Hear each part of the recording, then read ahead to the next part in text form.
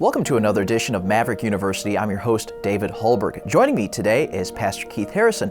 Pastor Harrison is the pastor of Grace Baptist Church in Lockport, Illinois, and is an adjunct faculty member at Providence Baptist College for many, many years, and has continually taught through our missions courses at the college. And Brother Harrison and I have known each other for a long time. He's known me as a child, and I remember his family going off into the mission field after having served at Faith Baptist Church in Bourbonnais as an assistant pastor for some time. Then you felt led to go off into the mission field to Argentina. I remember, your family coming back on furlough, spending time with you all then, and then eventually you came back, served as a Spanish pastor there in Bourbonnais, maybe skipping over things, assistant pastor there, and then served, started a church in Aurora, Illinois, and now has taken over a church and pastoring a church in Lockport, Illinois. So it kind of gives a little background of where you've come from, Brother Harrison, and so we're happy to have you here talking with us about the topic of starting a New Testament church, which is something you've done on 2 occasions and something that you've taught here at Providence Baptist College many times over. And so thank you so much for talking about this topic. I want to get started by asking the question of how does a young man, he feels led to, to preach, he feels led maybe to start a church. What does a young man need to consider when preparing to start a church? I'll lead you off with that. Well, thank you for having me. I appreciate the opportunity. And starting a church is one of the most challenging things that anyone could ever endeavor. I've had the privilege, and I count it a privilege, to have been able to start 3 churches and been involved in church planting in most of my ministry. And it is very challenging, but it's also very rewarding. Mm-hmm. And but as far as what a young man should do, I think the first thing is be convinced of your call. And that would apply to any type of full-time ministry, That's whether true. it be a missionary or evangelist, a pastor, even an assistant pastor. One needs to know that God has called them to full-time service as a profession. Mm-hmm. And so, one needs to make sure that they have the peace of God about God's calling. They know God's called them to do this. And specifically, if God has called a person to start a church, they need to have that assurance that God's in it, that God is calling them to do this, He's leading them to do this. And so that's the first step is knowing your call. And, especially a missionary that plants churches. You leave your home country, leaving family, leaving friends, you're leaving your home church. You're going to a strange place, a different culture, different language perhaps, a different people, different culture. Mm-hmm. And so you need to know God has called you. One of the things that was an assurance for me over the years was no matter how difficult things got, I knew God called me. And that assured me to just keep going, just keep on keeping on, because God had put me there. God had called me. And, the most important thing with starting a church is preparation. Mm-hmm. They say that's the key to life, all areas of life. Preparation, so important. Absolutely. And if you're a prepared person, then you're probably going to be a successful person. And so preparation is the key as far as starting a church. Yeah, I like what you said. I mean, with starting a church, there's so many unknowns. Going off into the mission field, there's so many unknowns, and you can have some idea of what might happen, but obviously things don't always go according to your plans. And when things don't go according to your plans, it can be discouraging. It can become, scary. And knowing and being assured of your call keeps you at least you know one thing. At least you know you're called. At least you know you are where you're supposed to be, regardless of what all the other unknowns are. And that's really essential. I think like the unknown has kept people from who are called. Has kept them from surrendering, either to the mission field or to start a church here in the United States. The unknown, it scares people. people don't know what to expect, and it's a scary proposition. I mean, when you think about it, especially going to a foreign country, a foreign people, but even here in the United States, going to a city that perhaps you don't know, and starting a church from scratch. I mean, there's a lot of unknowns, but at the same time, it's exciting. Sure. To me, it's an exciting thing to step out on faith and just to see what God's going to do, and to experience things that you've never experienced before. It's just exciting, but preparation is the key. And as far as preparation is concerned, first of all, the person needs to be prepared spiritually. You need to make sure that you are. A person needs to make sure that they're saved, that they have the assurance of salvation. Yes, sir. Obviously, and scripturally baptized, a member of a good local, New Testament church. They need to make sure that they're spiritually ready, that they're walking with the Lord, that they know the Bible. Now, a person doesn't have to be a quote-unquote expert or a Bible scholar to start a church, but you need to have a good handle on the Word of God. You need to know the Bible. You need to have a consistent prayer life. A person needs to be a soul winner, have a passion for souls. And a person needs to love people and want to work with people. But the spiritual condition is a must. And you can't ever, serve the Lord, especially in church planting or missionary work, unless you're already walking with the Lord. You need to be prepared spiritually, have that good, solid Bible foundation, and know the call of God, love the Lord, and be willing to serve Him. So spiritually prepared is important. Well, yeah, it's so foundational. It sounds almost trite to say it, that you need to have a walk with the Lord and things like that. But if you don't, oh my word, what are you trying to accomplish here? And what power do you have to accomplish this task of starting a church? It's absolutely essential. Well, I've known missionaries that served on the mission field for several years and then realized they weren't even saved and left the field. They not just doubted their salvation, but they came to the conclusion that they were never truly born again, and then left the field, obviously.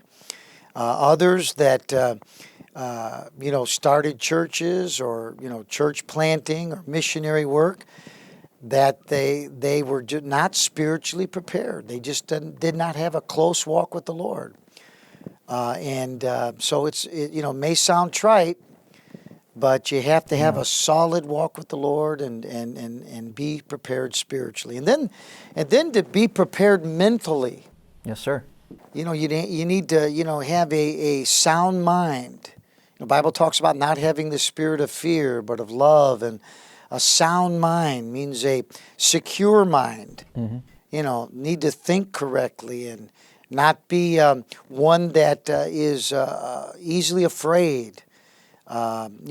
Someone that is determined in their mind, and someone that is solid in their thinking. So mentally, and one of the ways that you can be prepared mentally is by researching. Sure. Yeah, it's more than just an emotional knowledge of what you're doing. A sound mind, but also knowledge too. Right. If you're going to start a church, if you're going to be a church planter, whether in the States or mission field, you need to research. Research. You need to read books from those that have planted churches. Good books from missionaries, church planners, pastors that have helped churches get started. So that's part of the mental aspect of preparation. Research, read, interview. One of the things I teach my students in starting a New Testament church is, in fact, I require them to do an interview. So they need to find someone that has planted a church, whether a missionary or stateside, and then they interview with several questions that person. So that's part of the research. That's part of the mental preparation. Mm-hmm. Find out what others have done, and find out what they did right, what they did wrong, what they would do over again. Sure. Be mentally prepared. Research, read, and also investigate and survey. We often call that surveying. In other words, we recommend missionaries go to that field and survey it, get to know it, spy out the land, so to speak, survey, find out about the people, about the area, the geographics, the demographics, the cost of living, talk to other missionaries that are there. Same thing with stateside. If you're going to a city or a town to start a new church, find out about that area. Find out all the things that you need to know about that city and about that place. So that's all part of mental preparation. Well, yeah, I mean, when you're talking about researching and taking a survey trip, you're not just looking at the ministry aspect of things, where am I going to build a church, but you're thinking about the practical family life issues. Where are we going to live? How much support do we need to raise in order to actually survive in this economy that we're going to be moving into? Yeah, and absolutely. that's just, there's so many things to consider that, it helps to be on boots on the ground and Right. view all Well, a that. survey trip, we call it that, is not just for missionaries, but for those starting a church here in the States. And I always suggest that that a man take his wife. Take your wife on a survey trip. I made the mistake of not taking my wife on my missionary survey trip. I went to Argentina for 3 weeks before deputation, and I didn't take my wife. Big mistake. When I went to Argentina, and I'm researching, I'm asking questions, I'm talking to other missionaries, I'm looking at the cost of living for renting a place to live, maybe buying. I'm looking at possible church buildings. I'm looking at vehicle expenses, gas prices, even some food prices and clothing, things like that. And then when I come home, all of a sudden my wife starts asking me these questions that only ladies would ask. Or mothers, like, Sure. how much are diapers there? Like, I don't know. I didn't look into that. I wasn't thinking about diapers. Well, how much does women's clothing cost? How much does it cost to cook there, or this recipe or that recipe? And I just wasn't thinking that way. So if both husband and wife go on their survey trip, whether it be to the mission field or stateside, then they can cover everything. The man's point of view and the lady's point of view about what to look for when it comes to cost of living and for their children and all that kind of thing. And you talked about the United States even doing the same thing, because from region to region of the United States, you're talking drastically different prices of fuel, housing, and even food at the store. So we kind of even got into the economical. So we talked about spiritual, we talked about mental, and just preparing yourself mentally for what you're about to get into, and even financially. But what about economically? How can a man prepare himself economically to start a church? What are some things that he can do? Well, after being prepared spiritually, mentally, obviously one needs to focus on the finances. Sure. And we all know this, that it takes money, and a lot of it, to send a missionary to the foreign field, and even to start a church here in the United States. As we all know, cost of living, inflation. Yeah. And it's expensive to start a church. It's expensive to plant churches. And so how should one be prepared financially? Well, first of all, we call this deputation. In other words, I believe that a church planner should raise support. Now, when we think about deputation, we think about raising support, we always think about a missionary. Sure. A missionary that goes to a foreign country. I personally believe that if a person is planting a church here in the USA, they ought to go on deputation. I know back in the old days, back years ago, guys would start a church in the United States and they just get a job and, work a job and try to start a church. And many were successful in doing that. But I really encourage guys to go on deputation. If God's called you to start a church, say anywhere in the states, Utah, Wyoming, California, New England, wherever, get some support. As a pastor, I love the opportunity to invest in these young men that are starting churches here in the United States.